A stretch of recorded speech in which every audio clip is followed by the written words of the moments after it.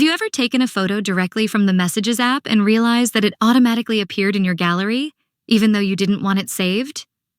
If it bothers you that your iPhone automatically saves every picture from Messages, in this video, I'll show you how to turn off this feature and regain control over your photos. So, before we start, if you're new to my channel, make sure to subscribe and turn on the bell so you'll always be notified of my new tutorials. The first thing you need to do is open Settings on your phone.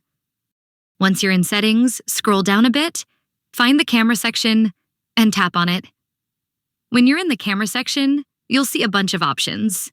Now, simply scroll all the way to the bottom, and near the bottom of the page, you'll see an option called Save Captures to Photo Library.